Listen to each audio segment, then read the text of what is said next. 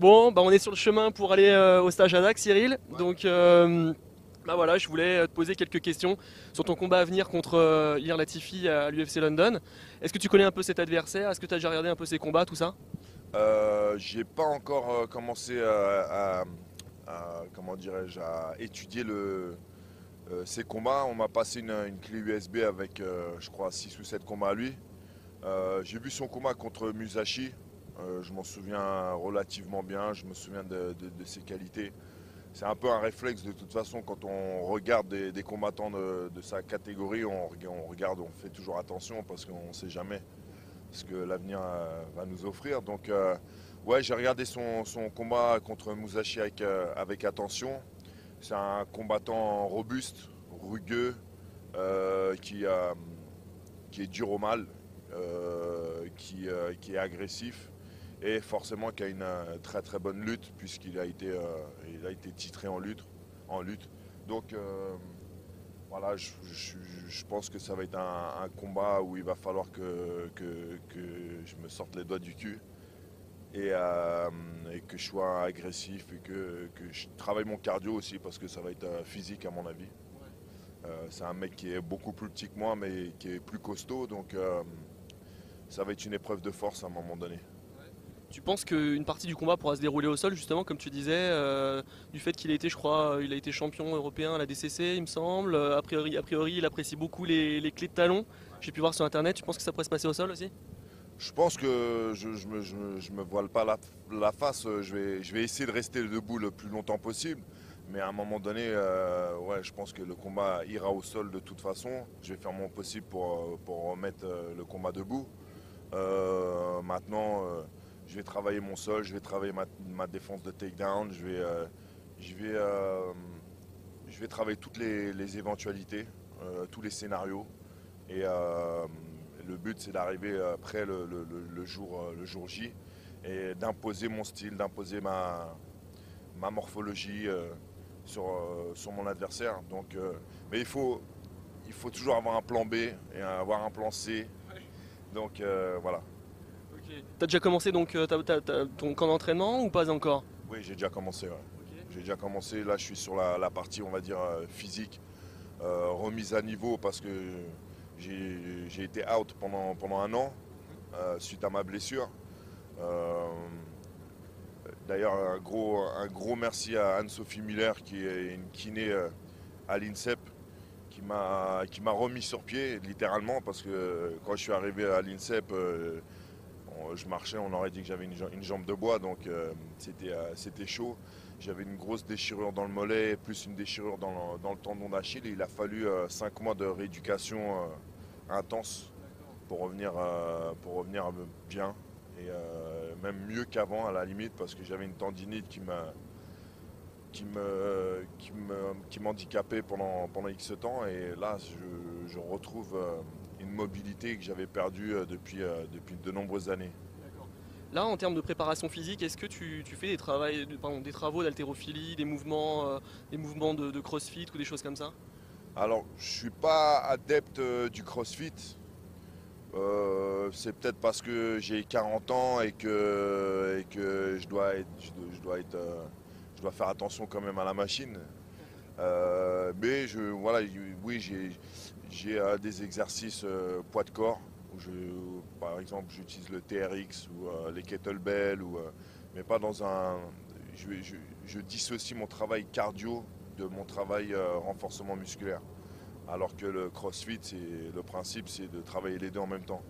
Euh, Moi, ouais, je dissocie les deux.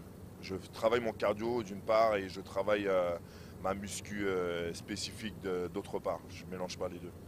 En termes de récupération, comment ça se déroule pour toi? Est-ce que tu fais des séances de massage, des séances de kiné?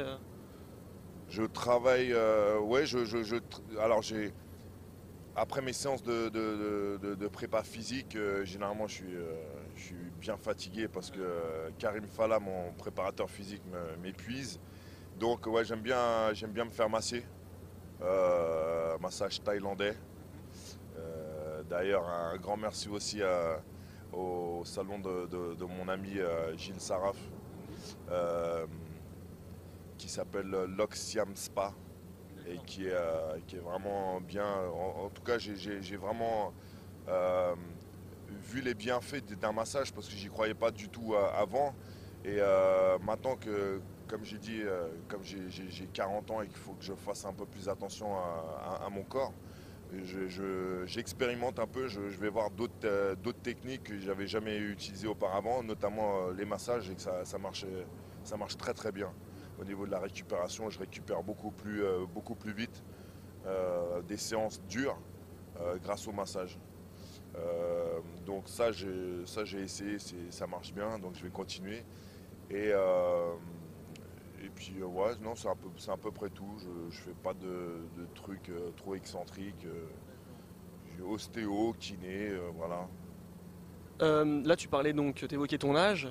Tu as récemment fait une annonce comme quoi tu pourrais peut-être que là, tu t'allais faire tes derniers combats dans ta carrière. Est-ce que là, tu y songes encore? Est-ce que le combat contre Ilir Latifi pourrait être ton dernier combat? Qu'est-ce qui se passe dans ta tête? Alors, je me connais, il y a des moments où je suis remotivé, regalvanisé, où j'ai envie de repartir comme en 40 et maintenant avec le recul je me dis que voilà c'est que des périodes où j'ai ces pics de motivation et je passe plus de temps sans motivation à la limite pour le combat tout simplement parce que je pense que mon corps a fait comprendre à ma tête que voilà il était temps de passer à autre chose. Et puis comme je l'ai dit de nombreuses fois aussi, j'ai d'autres passions que j'ai mis en stand-by pendant X temps et que j'ai envie de découvrir et d'explorer. Donc euh, c'est ouais, je pense que ça va être mon dernier combat, voire mon avant-dernier combat. Et puis à chaque fois, c'est une guerre pour se remotiver, pour repartir à l'entraînement. C'est vraiment, les gens ne se rendent pas forcément compte, c'est vraiment l'entraînement qui est dur. Le combat, à la limite, le combat c'est éprouvant, certes, mais ça dure 15 minutes. Et après 15 minutes, on va féliciter son adversaire. On retourne dans les vestiaires, on retourne à l'hôtel se changer et on fait la fête tout de suite après. Pour 15 minutes de combat, il faudra passer 2 ou 3 mois à la salle d'un travail intensif avec une vie plutôt austère. Donc au bout d'un moment, 22 ans de carrière, voilà, ça fait pas mal de préparation derrière. Et puis à un moment donné, ça use le corps, mais ça use surtout l'esprit. Et ouais, on a envie de passer à autre chose. Et là, j'en suis là aujourd'hui. Donc je vais faire mes derniers combats parce que j'ai pas envie de rester sur le combat contre Manua où je m'étais vraiment très très bien préparé. Et j'ai eu cet accident dans le vestiaire juste avant le combat qui m'a lésé, qui m'a handicapé. Donc j'ai pas envie de rester sur cette note-là. J'ai envie de partir la tête haute, comme on dit. Et puis après, passer à autre chose. Quel est ton pronostic là pour le combat entre Manuela et Gustafsson? Je pense que Gustafsson va le battre. Ouais, Et Gustafsson battre un jour John Jones? ouais j'avais déjà dit pour le premier affrontement, moi je voyais Gustafsson gagner ce combat. Euh, je pense qu'il a fait une erreur tactique. J'ai affronté Gustafsson. Pour moi, je me suis entraîné aussi avec lui pendant plus d'un mois. Quand ils m'ont appelé, suite à notre combat, ils m'ont appelé pour que je m'entraîne avec lui. Et j'ai vu ses qualités, j'ai vu le potentiel qu'il a et ça m'a réconforté en me disant, voilà, c'est un futur champion du monde de la catégorie. Parce que au-delà de ses qualités physiques, d'ailleurs, il a pas de qualité physique. C'est justement pas un John Jones ou un Rashad Evans ou tous ces combattants qui sont ultra athlétiques. Par contre, c'est un travailleur. C'est un travailleur acharné. Il bosse, il bosse, il bosse, il lâche rien. Il a une hantise, c'est la défaite. Et il a vraiment le mental d'un champion, quoi. Et il a des qualités de combattants qui sont indéniables. Mais pour moi, ce combat, il aurait pu le gagner s'il avait rajouté les jambes, tout simplement, s'il avait frappé plus avec ses jambes et terminé ses enchaînements de points avec ses jambes systématiquement. Et c'est ce que je préconisais moi avant le combat. D'ailleurs, on en a parlé avec son entraîneur. Et voilà, je voyais Gustafsson gagner en mettant en place justement cette boxe tout en mobilité mais efficace. Et je le voyais gagner avec des enchaînements pieds-points. Il ne faisait pas suffisamment de pieds. Mais je pense que la revanche, il fera le nécessaire. Donc aucune chance pour Glover Teixeira de gagner contre John Jones?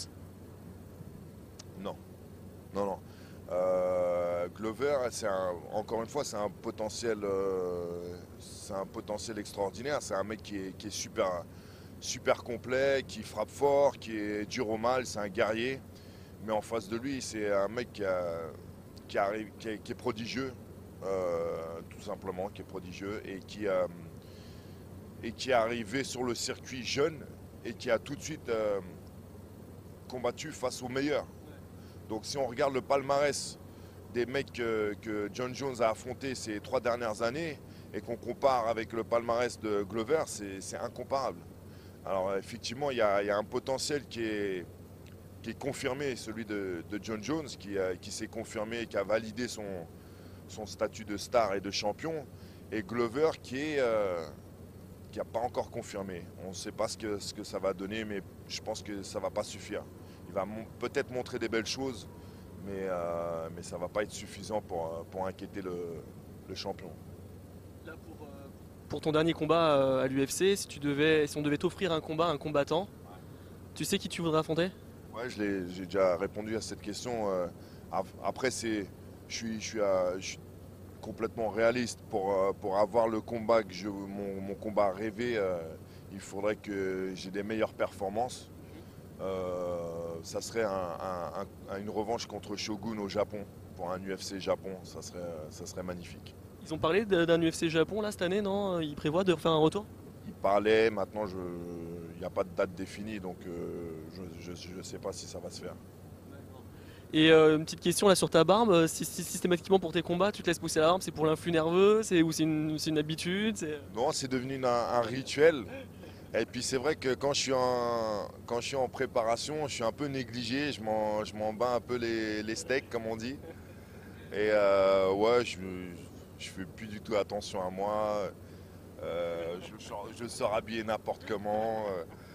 Voilà, non, je sais pas, ouais, c'est un état psychologique dans lequel je suis quand je suis en préparation. C'est un état homme des cavernes, guerrier, quoi. Bah, merci Cyril pour l'interview, on te souhaite bon courage pour ton combat. Merci, merci. Et puis donc il faudra aller voir Cyril à Londres, ceux qui ont la possibilité, venez l'encourager donc là pour cette UFC à Londres. Donc venez avec l'association Globe MMA pour venir encourager Cyril. Et ceux qui ne pourront pas se déplacer, bah, je vous encourage à regarder son combat sur RTL 9, donc ce sera le 9 mars prochain, donc le dimanche soir. Merci Cyril. Merci.